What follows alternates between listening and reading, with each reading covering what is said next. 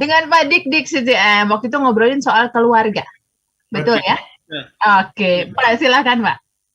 Baik, semangat pagi Mbak Uli. Semangat pagi.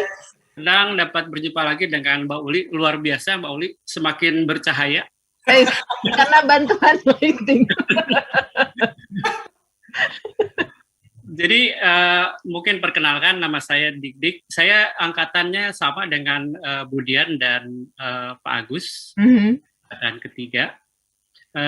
Mungkin yang berubah adalah Mbak Uli sekarang saya itu sudah purna tugas. Dari pekerjaan yang terakhir jabatan saya adalah di Chief Operation Officer di PT Pola Inti Perkasa. Jadi itu adalah holdingnya Pola Group. Jadi kebetulan saat itu saya memegang sub holding yang membawahi bisnis konstruksi. Jadi bisnis konstruksi itu ada sekitar 5 perusahaan di situ. Dan saya diamanahi untuk menjadi CEO-nya. Dan pertemuan dengan Pak Eloy seperti yang sudah saya sampaikan, ya bertemu di radio ini. Iya. Jadi karena saya tiap pagi ketika berangkat kerja itu selalu pasti di Smart FM apapun acaranya gitu, karena kan itu pas sekali dan banyak sekali inspirasi di sana.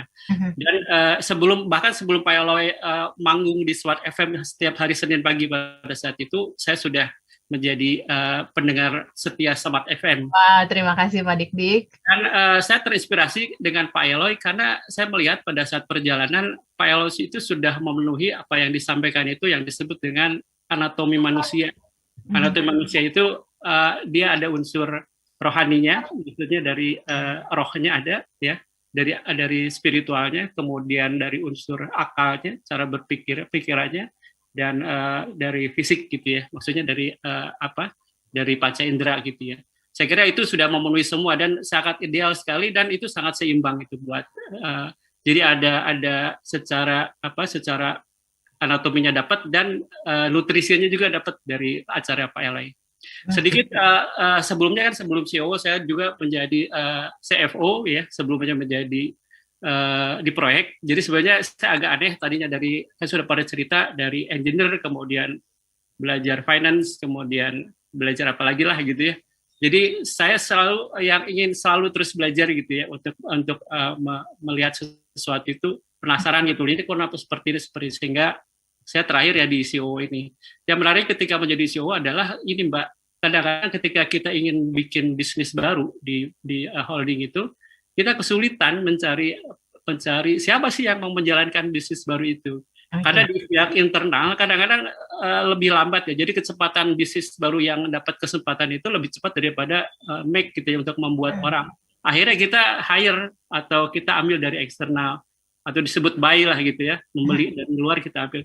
Yang jadi masalah sering timbul terjadi culture tidak fit dengan orangnya gitu loh. Jadi person tidak fit sama organization culture-nya. Nah, disitulah fungsi saya untuk memastikan bahwa terutama karakter yang agak sulit, karakternya itu sesuai dengan culture dan itu selaras dan saya bisa memastikan bahwa apa target dan strategi eksekusinya bisa berjalan dengan baik. Baik. Jadi dalam buku TML saya juga menyambung dari Pak Agus, sebenarnya agak nyambung juga. Dan di situ tertulis yang ditulis oleh Pak Eloy, buku TML tersebut itu ada kutipan dari Andy Stanley ya, pembicara dan penulis hebat gitu ya dan ternama, bagus sekali. Jadi dia berkata seperti ini, you will not be a leader worth following if you don't lead yourself well. Jadi artinya Anda dan saya tidak dapat menjadi pemimpin yang layak diikuti jika kita gagal memimpin diri kita sendiri. Jadi hal ini bukan berarti kita tidak bisa menduduki jabatan pimpinan suatu lembaga atau organisasi. Kita bisa saja gitu. Namun pemimpin sejati itu yang diikuti bukan karena posisi atau jabatannya, namun karena pengaruh positif yang dia hasilkan. Jadi mulai dari rumah, lingkungan, pekerjaan, organisasi, sampai hingga masyarakat luas. Kuncinya adalah di self leadership ya. Jadi dimulai dari biasanya dari self awareness-nya gitu. Artinya pengenalan dirinya sendiri itu lebih diutamakan, dan itu menjadi dasarnya gitu ya. Jadi menurut TML, langkah awalnya adalah menemukan jawaban terhadap 5 pertanyaan. Tadi juga sempat disinggung dari beberapa teman. Yang pertama adalah siapa saya gitu loh. Jadi ini adalah hubungannya dengan identitas diri seseorang gitu. Kalau kita sekarang sering dengar krisis kepemimpinan, sebetulnya yang lebih tepat adalah krisis identitas, karena dia tidak menemukan sebenarnya identitas dia sebagai apa. Dan yang kedua adalah dari mana saya berasal atau dari mana saya datang. Dalam konsep teosentrik, manusia adalah ciptaan Tuhan ya, dan memiliki tujuan khusus yang bertujuan untuk pada ujungnya adalah untuk memberi manfaat yang banyak bagi seluruh masyarakat, bahkan bagi seluruh makhluk yang lain. Iya. Kemudian yang ketiga adalah apa tujuan hidup saya, tadi juga banyak sering disinggung. Jadi memang ujungnya adalah bagaimana penemuan jawaban ini adalah langkah pertama menuju kepemimpinan sejati dan efektif. Jadi semua orang lahir sebagai pemimpin, karena kan kita kalau di teologi di agama ya kita sebagai khalifah, sebagai pemimpin di dunia ini sebetulnya semua orang. Tapi pemimpin yang seperti apa? Jadi yang kita cari adalah pemimpin yang efektif gitu ya. Jadi bukan sebetulnya pada ujungnya bukan memimpin orang lain, tapi pada intinya adalah kita harus memimpin potensi atau bakat yang Tuhan berikan pada diri kita untuk digunakan sesuai dengan rancangan sampai tujuan dari kita itu dibuat sebagai misi apa di dunia ini. Jadi bahayanya gini loh Mbak, banyak orang yang sampai akhir hayatnya itu tidak pernah menemukan tujuan dan bakat atau potensinya. Itu saya kira yang road ketiga. Kemudian yang keempat adalah Tuhan memberikan potensi, minat, dan kekuatan khusus apa. Nah ini harus kita cari, kita encourage menurut diri kita sebenarnya Tuhan itu memberi bakat itu apa sih gitu ya, dan potensi kita itu apa gitu. Itu yang harus dijawab ketika menjawab pertanyaan keempat. Dan yang terakhir, kelima adalah kita melihat posisi saat ini. Saat ini kita berada di mana? Apakah kita sedang mendekati atau bahkan justru sedang menjauhi dari tujuan tersebut? Okay.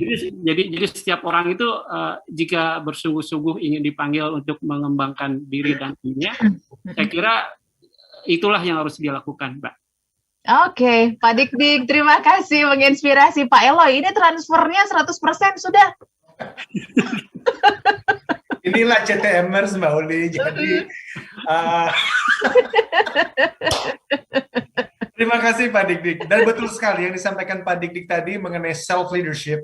Saya kira begini Mbak Uli, salah satu kesalahan terbesar dari semua buku dan pelatihan kepemimpinan selama ini adalah karena buku-buku dan pelatihan itu terlalu fokus pada teknik, terlalu fokus pada taktik, manajemen, strategi, dan melupakan yang paling penting di dalam kepemimpinan itu apa? Yang paling penting di dalam kepemimpinannya adalah pemimpin itu sendiri. Dan yang paling penting dari seorang pemimpin adalah hatinya. Dan yang paling penting dari hati seorang pemimpin adalah relasinya dengan Tuhannya. Dan itulah inti daripada TML. Jadi ada Tuhan sehingga bisa mentransformasi hati seseorang, dan ketika hati seseorang tertransformasi, disitulah dia menjadi pemimpin bagi dirinya sendiri, dan dengan demikian dia bisa menjadi pemimpin yang lebih baik untuk orang lain. Luar biasa, Mauli. Baik, kita tidak bisa mengubah pengalaman masa lalu, tapi kita bisa membingkai ulang pengalaman tersebut tentang makna pengalaman itu untuk membangun nilai-nilai baru, yang pemahaman baru, dan memakai semangat kita itu untuk menjadi pemimpin kebanggaan keluarga, organisasi, dan bangsa. TML practitioner adalah salah satu cara ikhtiar kita untuk mengenal diri kita sebagai bagian dari proses untuk menjadi pemimpin yang sejati dan efektif. Itu Mbak Uli.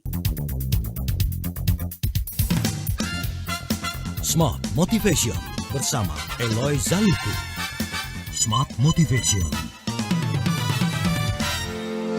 Eloy Zaluhu, founder and master teacher of TML, Theocentric Motivation and Leadership, kembali memberikan kesempatan kepada 25 orang terpilih untuk menjadi Certified Theocentric Motivator batch kelima tahun 2022.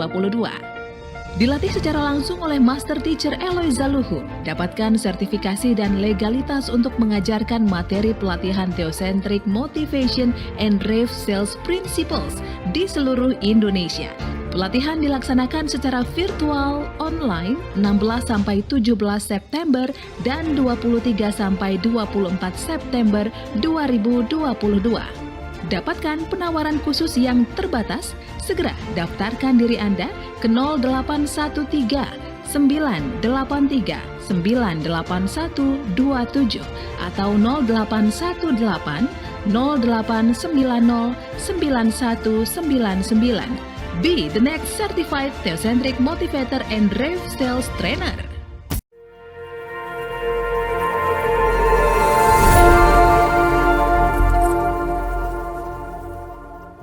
Kabar gembira, kini program TML Practitioner tanpa kriteria khusus hadir untuk seluruh masyarakat Indonesia.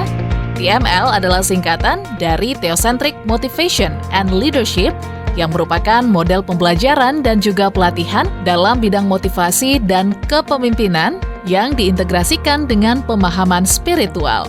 Pelatihan TML Practitioner dilakukan secara virtual bersama para Certified Theocentric Motivator terpilih dan Eloy Zaluhu sebagai Founder and Master Teacher of TML. Ayo, dapatkan penawaran khusus dengan sistem TSA atau transfer semampu Anda. Terbatas untuk 100 orang pendaftar pertama. Segera daftarkan diri Anda melalui WhatsApp di 0813 983 98127 atau 0818 089 09199.